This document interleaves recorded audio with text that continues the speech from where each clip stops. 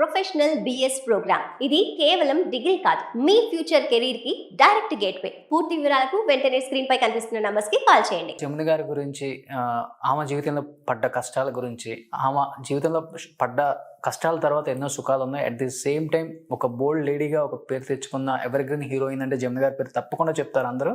ఒకసారి శ్రవంతి గారితో మాట్లాడదాం, జమున గారితో కొన్ని విశేషాలు, అట్ ది సేమ్ టైం ఆమె జీవితంలో కొన్ని విశేషాలు ఏంటో ఆమె మాటలను తెలుసుకుందాం. నమస్కారం శ్రవంతి గారు. నమస్కారం అండి, thank you so much for joining మీ. సో ముఖ్యంగా లేడీస్ గురించి అవేర్నెస్ తీసుకురావడానికి ఇలాంటి పెయింటింగ్స్ వేస్తూ ఉన్నారు. You are doing excellent job ma'am. At the same time Jamuna గారి గురించి మాట్లాడుకోవాలి అంటే, జమున గారి గురించి ఎవరైనా చెప్పాలి అంటే వాళ్ళ కూతురుగా మీరే ఎక్కువగా చెప్పగలరు.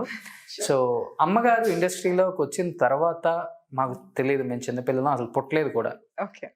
మా ఫాదర్స్ బాగా ఎవర్ గ్రీన్ హీరోయిన్ అంటూ ఉంటారు జమున గారిని. అలాంటి జమున గారు ఇండస్ట్రీకి వచ్చిన తర్వాత ఎన్నో హిట్ సినిమాలు తీశారు. అట్ ది సేమ్ టైం కొంచెం బ్యాడ్ నేమ్ కూడా వచ్చింది ఆమెకి. అంటే బోల్డ్గా మాట్లాడతారు, ఉన్నట్లుగా మాట్లాడతారు, కోపం ఎక్కువ, తలపొగరు ఎక్కువ అని ఆమె మీద కొన్ని రూమర్స్ వచ్చాయి. ఒకసారి అమ్మగారి గురించి, అమ్మగారి జీవితంలో కొన్ని విశేషాలు మాకు షేర్ చేయండి మేడం వీటి గురించి. అండి ఒక మాట అండి, డెఫినెట్గా ఎప్పుడైతే ఒక స్త్రీ ఓపెన్గా ఉండని ఉన్నట్టు చెప్తే, మీరు అన్నట్టు జస్ట్ స్పీకింగ్ దేర్ వాళ్ళ ఒపీనియన్స్ ఓపెన్గా ఫిల్టర్ చేస్తూ, వీళ్ళు ఎవరైనా హర్ట్ అవుతారేమో, వీళ్ళు ఎవరైనా అనుకుంటారేమో అని భయపడకుండా ఎప్పుడైతే ఓపెన్గా ఎక్స్ప్రెస్ చేస్తారో, ఆ మనిషిని, వాళ్ళ ఎనర్జీని, వాళ్ళ కాన్ఫిడెన్స్ని చాలామంది తట్టుకోలేరు. సో ఎప్పుడైతే ఆ కాన్ఫిడెన్స్ని, అంటే ఈ మనిషి ఎవరిని చూసినా భయపడట్లేదు, ఇంత ధైర్యంగా మాట్లాడుతున్నారు, అది ఎలా సాధ్యం? ఇప్పుడు అంత ధైర్యంగా మేము ఉండలేము, మాకు భయం అలా మాట్లాడాలంటే. సో ఏం చేయాలి? ఆ వ్యక్తిని కొంచెం క్రిటిసైజ్ చేయాలి. సో జమున గారే కాదు, ఇప్పుడు నేను కూడా విమెన్స్ ఇష్యూస్ గురించి మాట్లాడతాను, నేను నా పెయింటింగ్స్ దేని గురించి చేస్తాను, నేను చాలా ఓపెన్గా వోకల్గా మాట్లాడతాను. ఇప్పుడు జమున గారే కాదు, నాకు కూడా అదే బిరుదు ఇచ్చారు చాలామంది. సో మీరు ఎందుకంటే ఇంత ఓపెన్గా స్టేట్మెంట్స్ ఇస్తారు? ఎందుకు అంటే ఇదే, కానీ మాకు భయం లేదు. అంటే చూపించుకునేది ఒకటి, దాచుకునేది ఒకటి కాదు. So we are open. I think that's the reason people create those stories. So అమ్మకి అప్పుల్లో ఉన్న స్టార్ హీరోలు కూడా కొంచెం భయపడతారండి, నిజమేనది? అమ్మగారంటే ఇప్పుడు కూడా చాలా మంది భయపడతారండి. ఎందుకంటే అమ్మ టంగే అనుకోవచ్చా? టంగ్ అంటూ కాదండి, ఏంటంటే అమ్మ డిసిప్లిన్కి, పద్ధతికి మారిపోయారు. ఈ టాక్ కూడా ఇండస్ట్రీ నుంచే వచ్చింది. అంటే డిసిప్లిన్ కానివ్వండి, అంటే ఒక క్రమశిక్షణ. So off screen and in front of screen, so she's the same personality. So తేడా లేదు. సో మొత్తం బైకాట్ కూడా చేశారు కదా, సినిమాల్లోకి తీసుకోవద్దు, మా సినిమాల్లోకి వద్దని. ఎవరా హీరోలు? సో డెఫినెట్గా this is a very open thing. నేను దాని గురించి వర్ణించడం కన్నా అమ్మగారే ఇంకా బాగా వర్ణిస్తారు. So I'm it's not like a controversy, but నాకు కూడా ఎగ్జాక్ట్గా తెలియదు ఏం జరిగిందో. సో బాయ్కాట్ అయితే జరిగింది. సో డెఫినెట్గా అమ్మగారితో పాటు ఏఎన్ఆర్ అంకుల్, ఎన్టీఆర్ అంకుల్ కాసిన సంవత్సరాల పాటు వర్క్ చేయలేదు. సో కానీ ఆ స్థాయిలో ఉన్నారు. All 4 of them were at number 1 top most spot.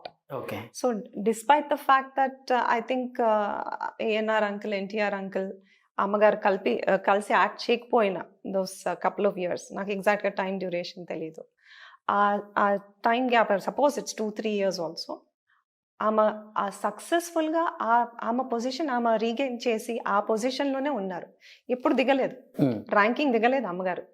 అంటే ఈ బాయ్కాట్ మూలంగా తన వర్క్ ఏం ఎఫెక్ట్ కాలేదు. ఇన్ఫాక్ట్ తను ప్రూవ్ చేసి చిన్న హీరోలతో కూడా హిట్ కొట్టి చూపించారు. చిన్న హీరోలతో కూడా చాలా సూపర్ హిట్ కొట్టి చూపించారు. ఆమె చాలా కొత్త హీరోస్ని లాంచ్ చేశారు. అంటే ఒక స్త్రీ తను డిటర్మినేషన్తో ఏదైనా చేయగలుగుతానని ఆమె ప్రూవ్ చేశారు. అది చూసి మనం చాలా నేర్చుకునేది ఉంది. ఎప్పుడన్నా అమ్మ పర్సనల్ లైఫ్ గురించి ఫీల్ అవుతా ఉంటారా? ఇంట్లో ఈ ప్రొఫెషనల్ లైఫ్, పర్సనల్ లైఫ్ని యాడ్ చేసుకొని ఫీల్ అవుతా ఉంటారా ఎప్పుడన్నా? ఇలా జరిగింది, ఇలా చేశారు, ఒక ఆడదానిగా నేనేంటో ప్రూవ్ చేసుకున్నాను, ఇండస్ట్రీకి వస్తే నన్ను బైకాట్ చేశారు? లేదండి, అమ్మగారిలో ఏంటంటే షీ హ్యాస్ నో రిగ్రెట్స్. ఎందుకంటే she's a very strong determined woman. ఈ ఏజ్లో కూడా 86 yearsలో కూడా ఎవరి మీద డిపెండ్ అవుతుంది. కనీసం ఒక కప్పు కాఫీ కలుపుకోవాలన్నా ఎవరి మీద డిపెండ్ అవ్వరు. తను అంత ఇండిపెండెంట్ ఉమెన్, అంటే అంత సక్సెస్ఫుల్గా ఉన్న, అంటే ఒక 200+ మూవీస్ నటించిన హీరోయిన్, అంత సక్సెస్ఫుల్గా ఎంపీగా ఉన్న వ్యక్తి, అంత సోషల్ వర్కర్. అంటే ఆమె స్టేచర్కి ఇప్పుడు కూడా she is a very humble person at home. తన పనులు తనే చూసుకుంటారు. సో ఆమె నుంచి నేర్చుకున్న మనకి చాలా ఉన్నాయి. అంటే ఎంత ఎదిగినా కూడా మన రూట్స్ ఏంటో, మన ఫౌండేషన్ ఏంటో మనం మర్చిపోకూడదు. అమ్మ ఫస్ట్ రెమ్యునరేషన్ అంతా ఎప్పుడైనా చెప్తుంటారా ఇంట్లో? లేదండి, అస్సలకి అస్సలకి. మీరు కూడా అడగరా? నేను అడగలేదు యాక్చువల్లీ, అడుగుతాను. ఎందుకంటే ఆ రోజుల్లో పెద్ద ఆ రోజులకి ఈ రోజులకి చాలా డిఫరెన్స్ కదా. ఓకే, ఆ రోజు లక్ష ఇచ్చినా 10 కోట్లతో సమానం. ఉమ్. అంతే. పోనీ హైయెస్ట్ రెమ్యునరేషన్ ఎప్పుడైనా అడిగారా? మీరు పుట్టిన తర్వాత చేస్తా ఉన్నారు కాబట్టి సినిమాలు. అంటే నాకు తెలియదండి యాక్చువల్లీ. నాకు ఒక 6-7 ఇయర్స్ వచ్చేసరికి అమ్మ యాక్టింగ్ మానేశారు. ఉమ్, సో అప్పుడు పొలిటికల్ కెరియర్ స్టార్ట్ అయింది. ఉమ్. సో నాకు అసలు ఐడియా లేదు. కానీ ఆ రోజుల్లో మీరు అన్నట్టు, ఆ రోజుల్లో 10 రూపాయలు అంటే అంటే ఇప్పుడు 10 లక్షలు అంటే ఆ రోజుల్లో I think it's like 100 rupees. అంతే. బట్ అమ్మ ఎప్పుడన్నా ఇన్ని సినిమాలు తీశారు కదా, ఆల్మోస్ట్ 200 పైన. ఒక హీరోయిన్ గా యాక్ట్ చేశారు, ఒక క్యారెక్టర్ ఆర్టిస్ట్ గా కొన్ని చేశారు, ఎన్నో రోల్స్ చేశారు. అంటే ఆమె స్క్రీన్ మీద కనపడితే ఆమె అందం తప్పితే ఏం చూడలేము అనమాట. ఆమె కట్టు బొట్టు, ఆమె వేసుకునే జ్యువెలరీ కానీ చాలా రిచ్గా ఉంటుంది. ఒక్కొక్క ఫేస్ చాలన్నమాట. సినిమా అనేది హిట్ అవడానికి మెయిన్ ఆమె ఫేస్ అనేది చాలా అసెట్ అప్పుల్లోనే. అమ్మ ఇప్పటికి కూడా అలానే రెడీ అవుతుంటారు కదా? అవును, ఆమె ఫస్ట్ నుంచి ఇష్టం అది? చాలా ఇష్టం అంట. చిన్నప్పటి నుంచి అంటే మన అమ్మమ్మ చెప్పేవారు. సో మా అమ్మగారికి రకరకాల ఫ్యాన్సీగా బట్టలు కుట్టడము, హెయిర్ స్టైల్స్, జ్యువెలరీ అంటే చాలా డిఫరెంట్గా డిజైన్ చేసేవాళ్ళు అమ్మమ్మ గారు. బాంబేకి వెళ్ళి, అంటే ఆ రోజుల్లో ఇక్కడ మన దగ్గర కానీ అంటే చెన్నైలో కానీ అంత ఫ్యాన్సీ ఉండేవి కాదు. సో బాంబేకి వెళ్ళి చాలా స్పెషల్గా ఎక్స్క్లూజివ్గా అమ్మమ్మ డిజైన్ చేసి అమ్మగారికి తెచ్చేవారు. ఓకే. సో అమ్మ మాక్సిమం ఈ షూటింగ్స్ కూడా ఏం చేస్తుంటారు? అన్ని వాడతారు కదా అసలు చాలా వరకు. ఇది చాలా ఇంట్రెస్టింగ్ క్వశ్చన్ అడిగారండి మీరు. ఐ థింక్ డిఎల్ నారాయణ గారు అనుకుంటా, ఎల్వి ప్రసాద్ గారు అనుకుంటా, ఐ డోంట్ రియలీ రిమెంబర్. ఏదో ప్రత్యేకంగా ఒక బ్యానర్ అని చెప్పారు అమ్మగారు. ఆ బ్యానర్ మూవీస్ వాళ్ళు ఎప్పుడు అమ్మగారిని తన నగలు తీసుకొచ్చేమని అనేవారు, ఓన్ నగలు. ఓకే. ఎందుకంటే ఆ డిజైన్స్ ఎంత యూనిక్ ఉండేవంటే చాలా డిఫరెంట్ ఆ రోజుల కంటే ఈ రోజులు కూడా. ఆ డిజైన్ అమ్మగారు ఎక్కడైనా వేసుకొని వెళ్తే ఓ 10 మంది ఫోటోలు తీసుకొని, మేడం మీరేం అనుకోకపోతే మేము చేయించుకుంటాము మా జ్యువెలర్ దగ్గర పోయి అని ఇప్పుడు కూడా ఫోటోలు తీసుకొని అందరు అది కాపీ చేసేవాళ్ళు ఉన్నారు. సో అంత యూనిక్ డిజైన్స్ ఉండేది. సో అమ్మగారి రిచ్ క్యారెక్టర్స్ ఎప్పుడైతే వేసుకునేవాళ్ళు, ఆ నగలంతా అమ్మగారివే వాడేవాళ్ళు. ఏం చేస్తుంటారు? కాస్ట్యూమ్స్ అన్ని ఏం చేస్తుంటారు? కాస్ట్యూమ్స్ తెలియదండి, నేను అయితే ఎప్పుడు చూడలేదు. So yeah, if you're trying to get to the point, కొంతమంది తీసుకొని పెట్టుకుంటారంట యాక్టర్స్ కాస్ట్యూమ్స్ వాళ్ళు వాడినవి. సో అమ్మ అయితే తను ప్రత్యేకంగా డిజైన్ చేసుకునేవారంట ఆ రోజుల్లో. సో నేను ఎస్పెషలీ సారీ బ్లౌజెస్, ఈ టైట్ చుడీదార్స్ అవన్నీ ఆ రోజుల్లో ట్రెండ్ సెట్ చేశారు అమ్మగారు. సో నాకు ఈ ట్రెండ్స్ అమ్మగారు ఆ రోజుల్లో ట్రెండ్ అని నాకు మొన్నటి వరకు తెలియదు. సో మధ్యన ఇప్పుడు ఆ రెట్రో ఫ్యాషన్ అంట మళ్ళీ ఇప్పుడు రివైవ్ అయి వచ్చింది కదండి రీసెంట్గా. సో అప్పుడు అమ్మ ఎక్కడైనా ఫంక్షన్కి వెళ్తే చెప్పేవారు, ఆ పలానా మూవీలో ఇలాంటి డ్రెస్ డిజైన్ చేయించుకొని వేసుకున్నా, ఇలాంటి బ్లౌజ్ వేసుకున్నాను అంటే మొత్తం ఆ రోజుల ఫ్యాషన్ మళ్ళీ ఇప్పుడు ఊపుతుంది. అమ్మకి జ్యువెలరీస్ అంటే బాగా ఇష్టం కదా? అమ్మగారికి జ్యువెలరీ అంటే ఇష్టం, కానీ వడ్డానం పెట్టుకుంటారు. అది మా అమ్మమ్మ వడ్డానం యాక్చువల్గా. ఇప్పుడు కూడా అది మా అమ్మమ్మ వడ్డానము. నిజంగా చెప్తే నేను ఒకసారి కూడా వేసుకోలేదు అమ్మమ్మ వడ్డానం. అమ్మమ్మ అయితే ఇంట్లో కూడా వేసుకునేవారు ఆ వడ్డానం. ఓకే. ఇంట్లో కూడా నాకు బాగా గుర్తు, ఫోటోలు అన్ని చూసాను కదా, బ్లాక్ అండ్ వైట్ సింపుల్ శారీలో ఉండేవారు. మళ్ళీ ఆ వడ్డానం ఉండేది. ఏంటి అలా వేసుకునేవారు అమ్మమ్మ అంటే, బహుశా మనం జీన్స్కి బెల్ట్ వేసుకున్నట్టు వేసుకునేవారు. యా. సో ఆ నగలకి ఉన్న ఇంట్రెస్ట్ మళ్ళీ అమ్మమ్మ నుంచి అమ్మకు వచ్చింది. నాకు తెలిసినంత వరకు మళ్ళీ సొంతంగా అమ్మగారు ఎప్పుడు నగలు డిజైన్ చేయించుకోలేదు. అమ్మమ్మ ఏమైతే డిజైన్ చేశారో, ఏమైతే చేయించారో అవే వాడతారు అమ్మగారు ఇప్పుడు కూడా. అమ్మ కూడా పెట్టుకుంటారు ఇంట్లో వడ్డాను? అమ్మగారు లేదండి, పండగ ఉంటే పెట్టుకుంటారు. ఓకే. పండగ ఉంటే డెఫినెట్గా చక్కగా పట్టు చీర వేసుకొని ఇట్లా ఏమంటారు, మాటి చెవులకి ఇట్లా అది పెట్టుకొని అలంకారం బాగా చేసుకుంటారు. మళ్ళీ నేనేమో ఇలా ఉంటాను, అప్పుడప్పుడు క్లాస్ పీకుతారు అమ్మగారు, ఏంటి నువ్వు ఇట్లా తయారయ్యావు, మా అమ్మ ఏమో ఇలా ఉండేవారు, నేనేమో మా అమ్మలాగా ఉన్నాను, నువ్వేంటి ఇలా ఉన్నావు అని అప్పుడప్పుడు కొంచెం ముట్టుకాయలు పడుతుంటాయి నాకు. సో అమ్మ బర్త్డేస్ కూడా బాగా రెడీ అవుతారు. నేను బిఫోర్ లాస్ట్ ఇయర్ బర్త్డేకి వచ్చాను, ఐడియా ఉందా? అమ్మ ఏదో తులాభారం చేశాను నేను. అది అమ్మగారికి చాలా పెద్ద సర్ప్రైజ్ అండి. సో చాలా ఇంట్రెస్టింగ్ ఏంటంటే, ఆ రోజు 1 డే బిఫోర్ నేను బాబు ట్రావెల్ చేసి వచ్చాం. సో అమ్మగారికి తెలియని కూడా తెలియదు, తను అనుకుంటున్నారు వీళ్ళు నా బర్త్డే కూడా మర్చిపోయారు, ఏం పిల్లలు వీళ్ళు అని. సో నేను ట్రావెల్లో హాలిడేలో ఉన్నప్పుడు మొత్తం అక్కడి నుంచి ఫోన్లలో కోఆర్డినేట్ చేశాను అనమాట. సో అమ్మకి ఎలా తీసుకెళ్ళామంటే ఇంటి బయటకు కూడా కింద మా అపార్ట్మెంట్స్లో వేరే వాళ్ళ బర్త్డే కూడా సేమ్ డే. అమ్మ వాళ్ళు పార్టీ ఇస్తున్నారు, పిలిచారు, ఒక 2 minutes అలా నువ్వు రా అంటే నాకు ఓపిక లేదు అని. లేదమ్మా 2 minutes పాపం ఫీల్ అవుతారు అంటే ఏదో చీర కట్టుకున్నారు, వేరే వాళ్ళ ఫంక్షన్ కదా అని మామూలుగా అలంకారం చేసుకున్నారు. నా ఫ్రెండ్స్, నా బెస్ట్ ఫ్రెండ్స్ అనమాట, నా సిస్టర్స్తో సమానం. సో వాసవి, రుచి, మైరా వీళ్ళు ముగ్గురు వచ్చారు. ఇదేంటి అమ్మ ఇలా తయారయ్యారు, అక్కడ తులాభారము ఒక 200 మంది ఉన్నారు కింద, ఎలా ఇప్పుడు అమ్మగారిని వడ్డానం ఎలా వేయించాలి, ఎలా తయారు చేయాలంటే నేనన్నా నాకు తెలీదు, మీరేం చేస్తారో చేయండి. సో చక్కగా వాళ్ళు స్పెషల్గా అమ్మ కోసము ఒక సర్ప్రైజ్గా చక్కటి పట్టు చీర, అమ్మగారి నగలన్నీ తనకు తెలియకుండా తీసుకొచ్చి పెట్టి మొత్తం తననేది ఏంటి ఇలా అలంకారం చేస్తున్నారు, వేరే వాళ్ళ పుట్టినరోజు పార్టీ, అది నా పార్టీ కాదు అని. సో ఎలా ఒకలాగా అమ్మగారిని కిందకి తీసుకెళ్తే అది దాదాపు ఒక 5 minutes వరకు అమ్మగారికి తెలియదు తన సర్ప్రైజ్ పార్టీ అని. సో తులాభారం చూసినప్పుడు చేసినప్పుడు అమ్మ ఎంత హ్యాపీ అయిపోయారంటే చాలా అసలు మొత్తం ఏడ్చేసారు. ఇమేజెస్ ఉన్నాయి నాకు ఇంకా నా మొబైల్. మీరు ఉన్నారు కదా ఆ రోజు, చాలా హ్యాపీ అయిపోయారు, ఏడ్చేసారు అనమాట. ఏడ్చేసి అసలు ప్రతి ఒక్కరి దగ్గరకు వచ్చి మాట్లాడి ఎలా ఉంది తులాభారం అనుకుంటా. అండ్ యాక్చువల్గా చూడాలి చూస్తే యాక్చువల్లీ శ్రీకృష్ణ తులాభారం ఎన్నిసార్లు చూసాను నేను, 100 సార్లు చూసుంటాను నేను. ఓకే. సో నాకు అసలు ఆ ఎక్సైట్మెంట్ వేరే అనమాట. ఆ మూవీ చూసాక అమ్మగారిని తులాభారం చేస్తే ఆ ఒక ఫీల్, థ్రిల్లే. సో అమ్మ కాస్ట్యూమ్స్ కానీ జ్యువెలరీ కానీ అంత రిచ్గా ఉంటుంది కదా. సో అమ్మ ఆ రోజుల్లో కార్లు ఎలా వాడేవాళ్ళు అసలుకి? కార్లు అంటే ఇప్పుడు అంటే అమ్మగారికి ఏదైనా కొత్త కార్ వస్తే ఫస్ట్ అమ్మగారి దగ్గర వచ్చేదంట అప్పుడు. ఓకే. ఆ రోజుల్లో డాజ్ కార్ కానివ్వండి, షెవీ మాలిబు కానివ్వండి. సో అప్పుడు అంబాసిడర్స్ ఇంకా అవే వస్తున్నాయి. అవే వచ్చేది. ఆ రోజుల్లో ఏమొచ్చాయో నాకు ఐడియా కాదు, ఎందుకంటే నేను పుట్టాక the most fancy car in the market was Ambassador కాదు, ఫియట్. సో నాకు బాగా గుర్తు, నా చిన్నప్పుడు most fanciest car was Fiat car అనమాట. ఓకే. సో అమ్మగారు నన్ను చాలా కొంచెం గారభంగా పెట్టారు చిన్నప్పుడు. సో మా దగ్గర వైలెట్ కలర్ ఫియట్ ఉండింది, అది ఎవరి దగ్గర లేదు, మా దగ్గరే ఉండింది. సో సరే పాతది అయిపోయింది, కొత్త ఫియట్ కార్ తెచ్చుకుందామని ఏదో క్రీమ్ కలర్ తెచ్చారు. నేను ఏడ్చాను, నేను ఈ కార్లో కూర్చొని నాకు రెడ్ కలర్ ఫియట్ కావాలంటే ఆ కారు ఢిల్లీకి పంపించి రెడ్ కలర్, ఆ పెయింట్ ఎవరు చేసేవాళ్ళు కాదు కార్లో, అక్కడ పంపించి రెడ్ చేయించి తీసుకొచ్చారు. ఇప్పుడు కూడా ఓల్డ్ హైదరాబాదీ వాళ్ళందరికీ గుర్తు, రెడ్ కలర్ ఫియట్ థా నాప్కే పాస్ అనేవారు. జమున గారితోనే. ఓ హైదరాబాద్ మొత్తం మీద ఒకటే కారు, ఒకటే రెడ్ ఫియట్. ఆ రోజుల్లో ఎర్లీ 80s గురించి మాట్లాడుతున్నా. ఓ ఇంకా హీరోస్ కూడా ఎవరికి లేదు, ఎవరి దగ్గర ఉండేది కదా ఆ రోజులో రెడ్ కలర్ ఫియట్. ఇంకా తర్వాత నుంచి ఇంకే కార్ వస్తే ఆ కార్ అంటే లేదండి. ఇప్పుడు చాలా అంటే సింపుల్ లైఫ్ వచ్చేసారు అమ్మగారు. సో ఇప్పుడు హీరో యాక్టింగ్ చేయట్లేదు, దీంట్లో రిటైర్మెంట్ లైఫ్ అనుకోండి, హ్యాపీగా ఎంజాయ్ చేస్తున్నారు. సో అంటే ఒక స్టేజ్కి వచ్చేసాక మెటీరియలిస్టిక్ థింగ్స్ డోంట్ మ్యాటర్. ఇవాళ ఉంటాయి, రేపు ఉండవు.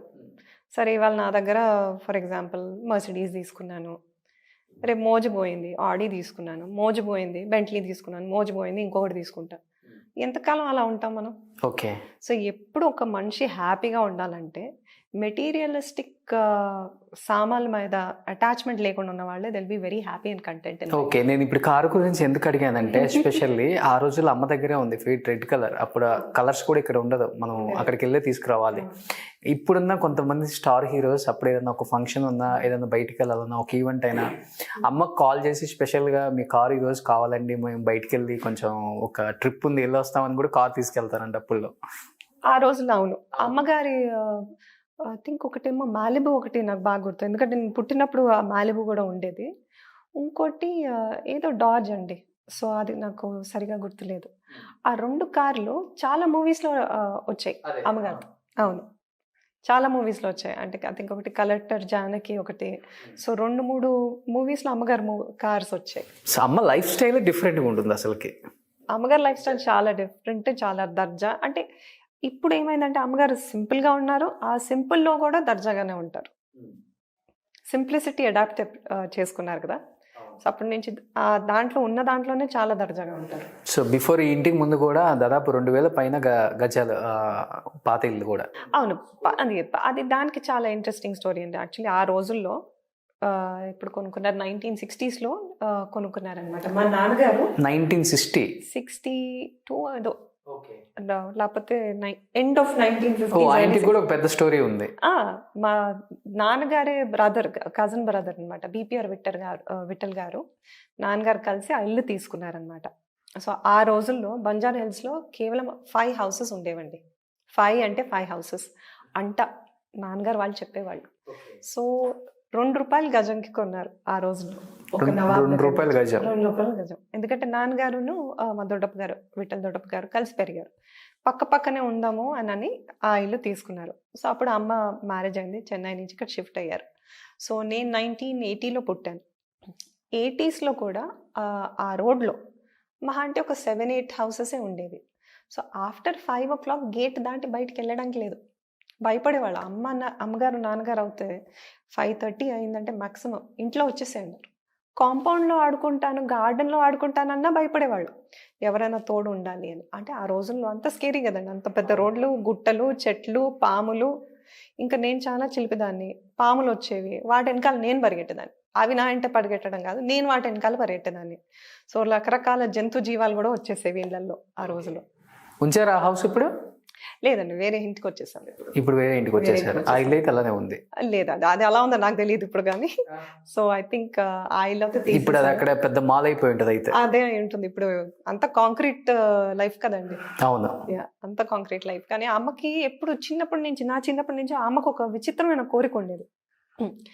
నేను రిటైర్ అయిపోయాక నాకు ఇంత పెద్ద ఇల్లు వద్దు, చిన్న ఫ్లాట్ కావాలి నాకు అనేవారు. నేను అనుకునేదాన్ని, ఇంత పెద్ద పెద్ద ఇల్లు, చెన్నైలో అమ్మగారి ఇల్లు చాలా పెద్దగా ఉండేవి. ఓకే. సో నేను ఎప్పుడు అక్కడ వెళ్ళలేదు కానీ ఫోటోలు అవి చూసేదాన్ని. ఏంటి ఇంత పెద్ద పెద్ద ఇల్లుల్లో ఉన్నాక ఇంత చిన్న ఫ్లాట్లో ఎలా ఉండాలనిపిస్తుంది. నాకేదో అనిపించింది, వద్దామా ఇక్కడే ఉందాం అంటే, లేదు శ్రాంతి, ప్రాక్టికల్గా ఆలోచించాలి. ఒక ఏజ్ వచ్చేసరికి ప్రాక్టికల్ లైఫ్కి వచ్చేయాలి.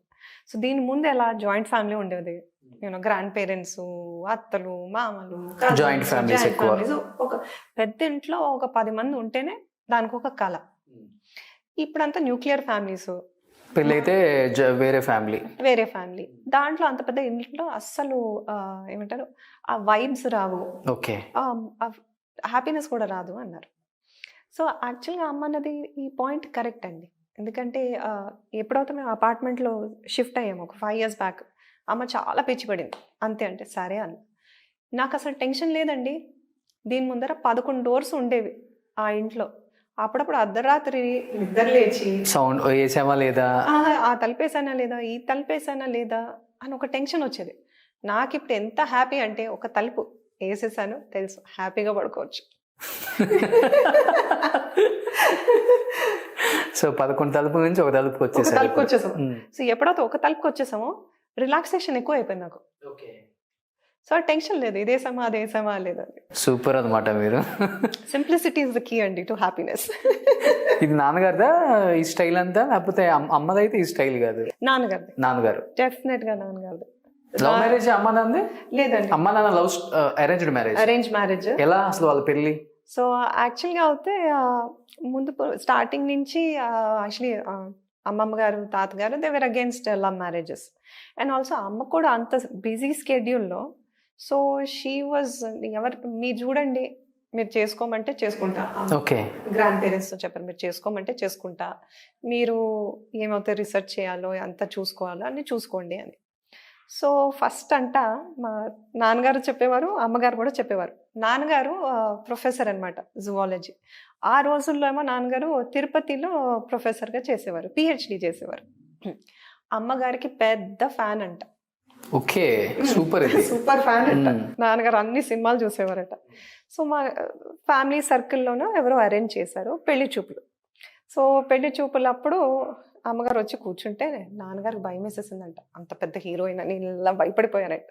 మేడం, మీ సినిమాలన్నీ చూసాను మేడం, నిన్ననే నేను నా కజిన్తో పాటు వెళ్ళి ఏదో ఏం సినిమా, నాగుల చవితి అనుకుంటా, ఏదో సినిమా రిలీజ్ అయిందంట, నిన్ననే ఆ సినిమా చూసి వచ్చాను, చాలా హ్యాపీగా ఉంది మేడం అంటే అమ్మగారు నవ్వేశారంట. నవ్వేసి ఆ తర్వాత వెళ్ళి మా అమ్మమ్మతో ఒక మాట అన్నారంట, లేదు అంత తెల్లగా లేరు, నేను చేసుకోను అని. అప్పుడు అమ్మమ్మ గారు కోపం చేసి, జమున, నీ కోపంకి నీ లైఫ్ స్టైల్కి తట్టుకోగలిగే మనిషి అంటే రంగానే, నువ్వు పెళ్లి చేసుకో అంటే వెంటనే ఓకే అని. ఓకే, సూపర్ ఇది. So it was very very typically arranged marriage. Okay, అది కాదు కానీ అమ్మ నవ్వారు కదా మీ సినిమా నిన్నే చూసి అదే వచ్చారు కదా. అదే హైలైట్. హైలైట్ అది కాదండి.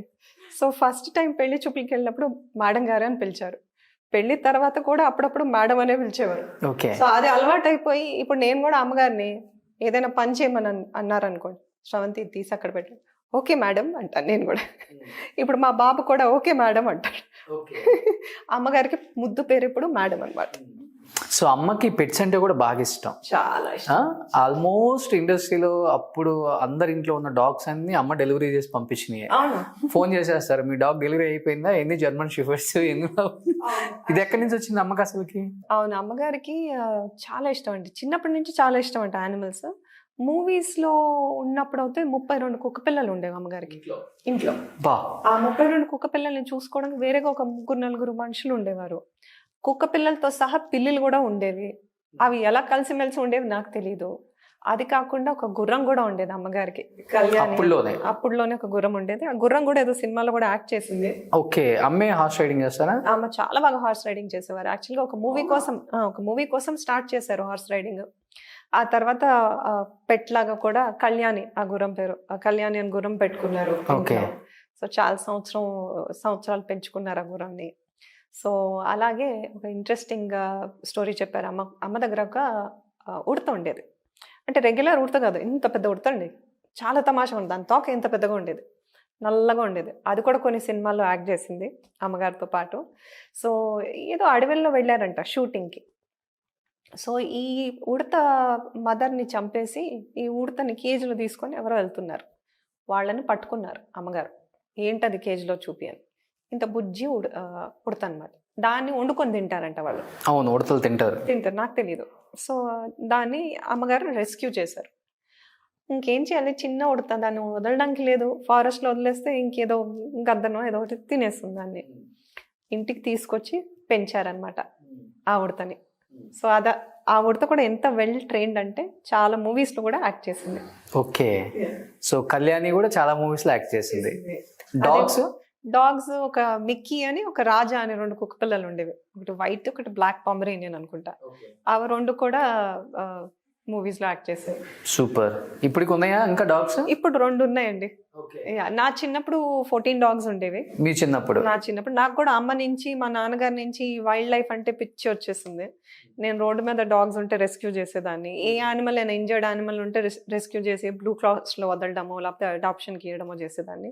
ఎన్టీఆర్ గారు కానీ ఏఎన్ఆర్ గారు కానీ ఎప్పుడన్నా ఇంటికి వచ్చినప్పుడు అంటారంట కదా, ఏంటి జమున గారు మీకు కుక్కలు పిచ్చి అని? అది తెలీదండి, నేనైతే ఎప్పుడు వినలేదు. కానీ మోస్ట్ ఇంట్రెస్టింగ్ థింగ్ ఏంటంటే ఒక మీడియా జర్నలిస్ట్ వచ్చారనమాట కొన్ని సంవత్సరాల ముందు. అమ్మగారు వచ్చే ముందర ఒక అని ఒక 5-6 కుక్కలు వస్తాయి. అవి వచ్చేసి వాటి పొజిషన్స్ లో అవి కూర్చుంటాయి అనమాట సోఫా. అమ్మకి సెక్యూరిటీ లాగా కూర్చుంటాయి అనమాట. అవి వచ్చి కూర్చున్నాక ఆ తర్వాత అమ్మగారు వచ్చి కూర్చుంటారు. సో ఆ రోజు ఏం జరిగిందో నాకు తెలియదు, నేను స్కూల్లో ఉన్నాను. ఆయన ఏం చూసాడో నాకు తెలియదు. కానీ ఆ ఇంటర్వ్యూ హెడ్లైన్, ఒక కుక్క అయ్యి జమున గారి ఇంట్లో జన్మించడం అంటే మహాభాగ్యం. ఒక కుక్కగా జన్మించడం జమున గారి ఇంట్లో అంటే మహాభాగ్యం అని టైటిల్ పెట్టారు. ఎందుకంటే అంత బాగా చూసుకుంటారు చూసుకుంటారండి. ఇప్పుడు మావి ఉన్నాయి కదండి, ఇప్పుడు ఎప్పుడైనా అల్లరి చేశారనుకోండి, నేను కోపం చేస్తే ఊరుకోరు. ఎందుకు కోపం చేస్తున్నావు, కోపం చేయొద్దు అంతే. కోపం కూడా చేయని అంత గారాబం కూర్చుని. సో నాకు తెలిసి మీరు చెప్పిన లెక్క అమ్మగారు అప్పుడులోనే 32 డాగ్స్, ఒక గుర్రం ఇవన్నీ పెట్టుకున్నారంటే వీటికే 4 మళ్ళీ పని వాళ్ళు. అదే ఒక సినిమా రెమ్యునరేషన్ వాటికి సరిపోయింది. ఈజీగా అలాగే ఉండేదేమో. అమ్మగారికి యాక్ట్ చేసిన ది బెస్ట్ టెక్నీషియన్స్ అంటే ఎన్టీఆర్ గారు కావచ్చు, ఏఎన్ఆర్ గారు కావచ్చు, శోభన్ గారు కావచ్చు, ఒక 4 మంచి పెద్ద హీరోలు అనుకోండి. ఎలా ఉండేది వాళ్ళ మధ్య, ఎలా ఉండేది ర్యాప్, ఎలా ఉండేది? చాలా సింపుల్ అండి. యాక్చువల్గా మీరు అడిగితే చెప్తాను. మనం వాళ్ళందరినీ చూసినప్పుడు ఒక సెలబ్రిటీ అనుకుంటాం, దే డిఫరెంట్ అనుకుంటాం. ఎందుకంటే మనం వాళ్ళని విజువల్గా ఎప్పుడైతే చూస్తామో వాళ్ళు మన రేంజ్ కన్నా చాలా డిఫరెన్స్ అని మనకు ఒక అభిప్రాయం వచ్చేస్తుంది. అవును, ఇమీడియట్గా. కానీ వాళ్ళు మనలాగా అని మనం ఊహించుకోం. ఇప్పుడు నేను కూడా నా ఫ్రెండ్స్ని ఎవరైనా కలిస్తే అందరు అంటారు, నువ్వు అసలు ఏ యాంగిల్ నుంచి జమున గారి కూతురులాగా లేవు, ఎంత చిల్ ఉంటావు, అసలు మామూలు మనుషులాగే ఉంటావు. మేము అందరం మామూలు మనుషులే, ఇట్స్ ఓన్లీ బికాస్ అలా తెర పైన చూస్తాం కాబట్టి వాళ్ళని మనం ఒక ఎక్స్ట్రాడినరీ మనిషి, వాళ్ళకు ఒక normal regular life, regular routine లేదని మనం ఒక భావనలో ఉంటాం అన్నమాట. సో మీరు పుట్టినప్పుడు ఎన్టీఆర్ గారు వచ్చి మా బుల్లి హీరోయిన్ వచ్చిందని చెప్పి అన్నారంట. అవునండి.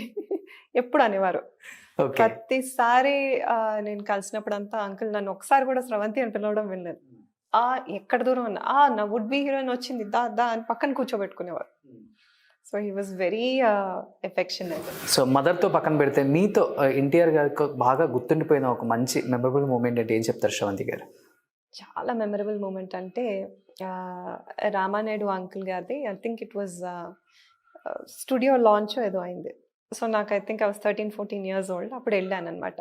సో అక్కడ రామానాయుడు అంకుల్ ఏదో మూవీ అనౌన్స్మెంట్ చేస్తున్నారు. నేను దూరంగా కూర్చున్నాను అనమాట. ఆ అంకుల్ ఏమో రామారావు అంకుల్ ఏమో స్టేజ్ మీద కూర్చున్నారు. అంత దూరంగా కూర్చుని నేను కొంచెం షై అనమాట. చిన్నప్పుడు చాలా కొంచెం రిజర్వ్డ్గా ఉండేదాన్ని. ఇలా కొంచెం దూరంగా కూర్చొని అంత దూరం నుంచి చూసి స్టేజ్ మీద నుంచి మైక్ తీసుకొని అనౌన్స్ చేసుకొని నా వుడ్ బి హీరోయిన్ వచ్చింది, అంత దూరం ఎందుకు కూర్చున్నావు, ముందుకు రండి అని ముందు కూర్చోపెట్టారు. ఓకే. ఇంకొకటి అంకుల్ ఎప్పుడు కానివ్వండి ఎంత చిన్న వయసైనా మీరు అని విపరీతమైన రెస్పెక్ట్తో చాలా రెస్పెక్ట్తో మాట్లాడేవారు. సో చాలా whenever I see him I feel so humbled and blessed that అంత అదృష్టం ఉండింది నాకు అంత క్లోజ్గా ఇంటరాక్ట్ అవ్వడానికి. తర్వాత వెంటనే మీడియా వాళ్ళందరిని చూసి నా వుడ్ బి హీరోయిన్ అందరు ఫస్ట్ ఫోటో తీయండి తనకి అని.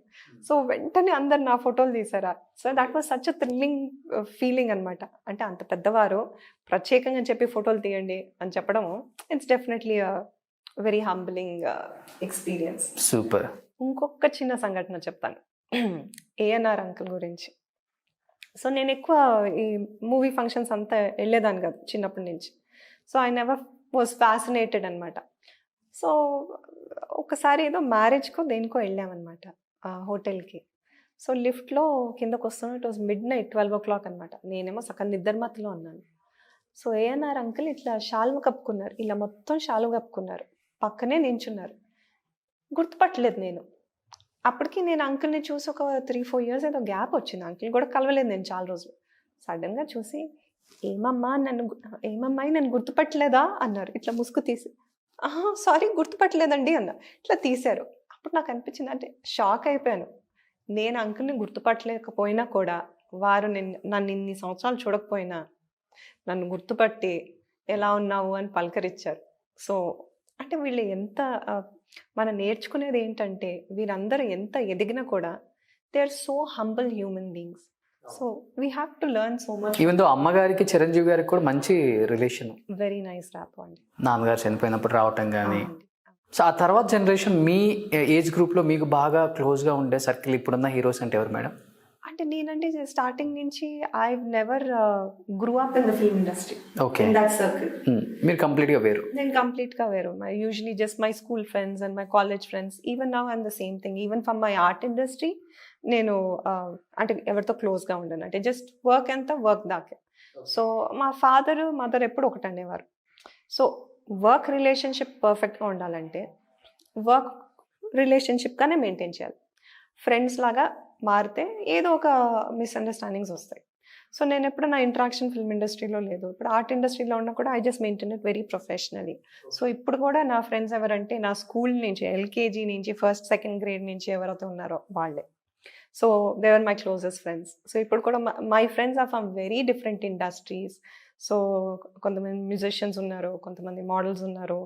సో కొంతమంది దే జస్ట్ కాలేజ్ తర్వాత they just home makers. There are some people who are doctors. I have friends on different walks of life. But if there is one person that I really love and admire a lot right now, and she's a nice friend, is Lakshmi Manchu garu. Okay. I am always so inspired by the way she carries herself, the way she talks. She's very, very inspiring. So ఇండస్ట్రీకి వచ్చిన తర్వాత అప్పుడున్న తరంలో maximum చెప్పాలంటే మనకి ఎన్టీఆర్, ఏఎన్ఆర్ గారు family నుంచి తప్ప మిగతా ఏ ఆర్టిస్ట్, ఏ హీరోయిన్ కానీ ఏ హీరో కానీ వాళ్ళ ఫ్యామిలీ నుంచి ఎవరు కూడా హీరో కానీ హీరోయిన్గా కానీ ఎంట్రీ అవ్వలేదు. ఎందుకంటే రీజన్ ఏం చెప్పగలరు? అమ్మ చెప్తుంటారు కదా ఇప్పుడు మీకు, శోభన్ గారు కావచ్చు, మీ అమ్మగారు కావచ్చు, సావిత్రి గారు కావచ్చు, ఎవరు ఫ్యామిలీ నుంచి ఎవరు రాలేదు. ఎందుకని? ఇది యాక్చువల్గా పర్సనల్ ఎక్స్పీరియన్స్గా చెప్తానండి. ఎప్పుడైతే నాకు మూవీ ఆఫర్స్ వచ్చాయో అమ్మగారు ఒకటే మాట చెప్పారు, ఇండస్ట్రీలో కంపారిజన్ చాలా ఉంది. ఇప్పుడు మీరు నా ఇంట్రడక్షన్ ఇచ్చిన వెంటనే ఫస్ట్ మీరేమన్నారు, జమున గారి అందం మీకు రాలేదు, ఒకటే మాట అన్నారు. That's was your introduction towards me. So ఎవరైతే మనుషులు నన్ను అలా అడుగుతారో నేను నా మైండ్లో అనుకుంటాను, వాళ్ళ perception of beauty is so shallow. So ఇక్కడ ఏంటంటే మనం ఒక్క సూపర్ఫిషియల్ లెవెల్ ఆఫ్ బ్యూటీయే చూస్తాం. కళ్ళు ఇలా ఉండాలి, ముక్కు ఇలా ఉండాలి, చెవులు ఇలా ఉండాలి, అది. But nobody wants to see a person's personality, what they have to offer, what is their inner beauty, what is their soul, how bold and dynamic they are. అదంతా చూడం. మనం ఫస్ట్ ఇమీడియట్గా మనిషిని ఎలా జడ్జ్ చేయాలంటే, ఓ వాళ్ళ అమ్మ అందం రాలేదు, వాళ్ళ డాడీ హ్యాండ్సమ్ అంతలా హ్యాండ్సమ్ లేరు, ఇమీడియట్ అదే జడ్జ్ చేస్తాం. సో అమ్మగారు కూడా ఒకటే మాట అన్నారు. ఇమీడియట్గా ఏమవుతుంది, this the first question you going to ask. ఎవరైనా జమున గారు అందం రాలేదు, రెండోది ఏమంటారు, ఆ నటన రాలేదు. ఆ నటన రావడానికి ఈ కాలంలో అలాంటి మూవీస్ తీస్తున్నారండి? తీయట్లేదు. సో ఒక యాక్టర్కి ఆ స్కోప్ కూడా లేదు చూపించడానికి, ఒక ప్రూవ్ చేయడానికి, అవును నాలో ఆ టాలెంట్ ఉంది, అవును నేను కూడా మా అమ్మగారు లాగా మేబీ 100% కాకపోతే ఒక 80% అయినా 90% అయినా నేను అలా యాక్ట్ చేయగలుగుతాను. కానీ ప్రూవ్ చేసుకోవడానికి మూవీస్ అలా రావట్లేదు. So that is one more reason why lot of people in the next generation are not coming into the movies. అమ్మ ఒకటే మాట అన్నారు, నేను నా టైంలో 200-300 సినిమాలు చేసేవాళ్ళము. సో ఇప్పుడు ఒక 10 సినిమాలు 20 సినిమాలు అయిపోయింది, కనిపించట్లేదు.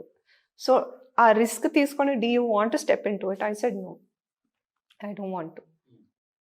So I think that is the reason చాలా మంది నెక్స్ట్ జనరేషన్ రావట్లేదు. బట్ కూతురుగా కొడుకుగా మీరు ఆ లెగసీని కంటిన్యూ చేయలేకపోయినా మనవడు ఆ లెగసీని కంటిన్యూ చేసే అవకాశం ఉంది అంటున్నారు. ఆయనకి బాబుకి అయితే ఇంట్రెస్ట్ ఉంది డెఫినెట్గా. బాబు అంటూ ఉంటాడు కూడా, ఎందుకంటే లేదు అమ్మమ్మ పేరు నిలబెట్టాలి, ఎందుకంటే నా ఐడెంటిటీ వేరు, మళ్ళీ మా ఫ్యామిలీలో ఎవరిలో ఆ యూనిక్నెస్ రాలేదు, ఈ ఆర్ట్ యూనిక్నెస్ రాలేదు. అన్నయ్య ఒక ఆథర్, సో ఆ విధంగా he's from a very diverse field, we both are from very diverse fields. So ఇద్దరు ఒక ఐడెంటిటీ క్రియేట్ చేసేసుకున్నాము.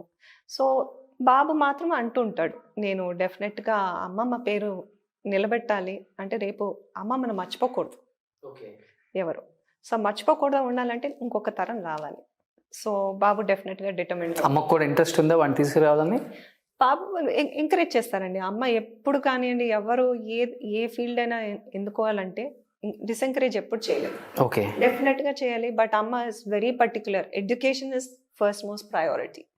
ఎడ్యుకేషన్ అయ్యాక you can do whatever, చేతిలో ఒక డిగ్రీ ఉండాలి. సూపర్. సో ఇప్పుడున్న కాలం బట్టి ప్రొడ్యూస్ చేసుకొని మనమే ఇంట్రొడ్యూస్ చేయాలి మన హీరోస్ ని, అట్లా అయిపోయింది అనమాట. మీకు తెలిసి industry is working right now. So అప్పుడున్న ఆర్టిస్టులు ఆల్మోస్ట్ హీరోయిన్స్ ఆర్టిస్టులు చాలా మంది అప్పులు పాలయ్యి చివరాకన్నా ఏం లేక చనిపోయిన వాళ్ళని కూడా చూసాం మనం. మహానటి సావిత్రమ్మనే చూసాం. అలాంటిది అప్పుల్లో బాగా జాగ్రత్త తీసుకొని రూపాయిని 10 రూపాయలు చేసుకొని బాగా సంపాదించిన వ్యక్తి అంటే జమున గారు అంటారు. అమ్మ ఎంత సంపాదించారు? ఐడియా లేదండి. అనమాట. అంటే అమ్మగారు ఏంటంటే చెన్నైలో ఉన్నప్పుడు, అంటే తన పీక్ కెరియర్ స్టేజ్ చెన్నైలోనే ఉన్నారు. సో చెన్నైలో బాగా మంచి పెద్ద పెద్ద ఇళ్ళల్లో ఉండడము, ఎందుకంటే పెద్ద ఫ్యామిలీస్ ఉండేది. అమ్మమ్మ ఉండేవారు, తాతగారు ఉండేవారు, మదర్ వాళ్ళ బ్రదర్ మామగారు ఉండేవారు, వాళ్ళ ఫ్యామిలీ ఉండేవారు. అంటే ఒక ఇంట్లో ఒక 20 మంది 30 మంది ఎప్పుడు ఉండేవారు అనమాట. అలాగే వాళ్ళ కొంతమంది యూనిట్ మెంబర్స్, అమ్మ మేకప్ మ్యాన్, డ్రెస్, అలా వాళ్ళందరూ అమ్మగారితో పాటు ఇళ్ళలో తన ఇంట్లోనే ఉండేవారు. ఎన్ని బెడ్రూమ్లు ఇల్లు కట్టారమ్మా? ఆ ఇళ్ళలన్నీ నేను చూడలేదండి. నేను ఐ ఫీల్ రియలీ టెరబుల్కి నేను అవన్నీ చూడలేదు. ఎందుకంటే కొంతమంది అంటే మా ఆంటీలు అంకుల్స్ కొంత పెద్ద పెద్ద మెంబర్స్ ఉంటారు కదా ఫ్యామిలీలో, ఏజ్డ్ మెంబర్స్, వాళ్ళు వర్ణించేవాళ్ళు చాలా అందంగా ఉండేది, ఇలా ఉండేది, అలా ఉండేది అని. సావిత్రి గారు అప్పుడు వెండితో స్విమ్మింగ్ పూల్ కట్టారని అమ్మ కూడా ప్లాన్ చేశారంట కట్టడానికి. లేదండి లేదండి, నాకు అప్పుడప్పుడు చాలా అమ్యూజింగ్ అనిపిస్తుంది. ఎందుకంటే ఇలాంటి స్టోరీస్ ఎప్పుడైతే వస్తుందో, అవునా అలా కూడా ఆలోచనలు వస్తాయా, అలా కూడా రూమర్స్ వస్తాయా అని నాకు చాలా ఎంటర్టైనింగ్ అనిపిస్తుంది. యా, ఒక్కసారి నా చిన్నప్పుడు మాత్రం అమ్మగారు స్విమ్మింగ్ పూల్ కట్టారు ఇక్కడ బంజారా హిల్స్ ఇంట్లో. ఎందుకంటే నేను చాలా గోల చేశాను.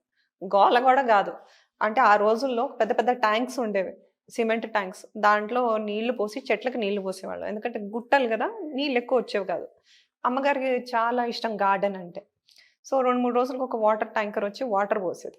ఆ వాటర్ పోసిన వెంటనే నేను పోయి దాంట్లో దుంకేదాంట్లో. దాంట్లో కప్పలు ఉండేవి, టాట్ పోల్స్ ఉండేవి, పాచి కూడా ఉండేది, దాంట్లో దుంకి నేను ఈత కొట్టేదాన్ని.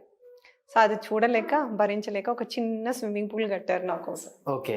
అయినా దాంట్లో నేను ఈత కొట్టేదాన్ని కాదు. Opportunities.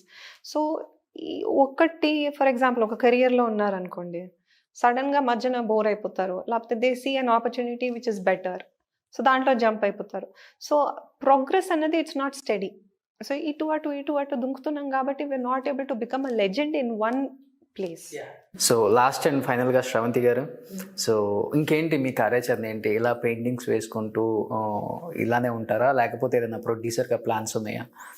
Definitely not as a producer అండి. ఎందుకంటే అమ్మగారు ఎప్పుడు చెప్పేవారు, the reason she was successful and she could retain what ever she earn is only because తన ప్రొడక్షన్ వైపు వెళ్ళలేదు. ఓకే. ఎందుకంటే మీకు తెలిసిన విషయం అదే, చాలా మంది ఇండస్ట్రీలో ప్రొడక్షన్లో వచ్చేసి అన్నీ కోల్పోయారు. అవును. సో అమ్మగారు మాత్రం ఆ పొరపాటు చేయలేదు కాబట్టి she's in a very happy space.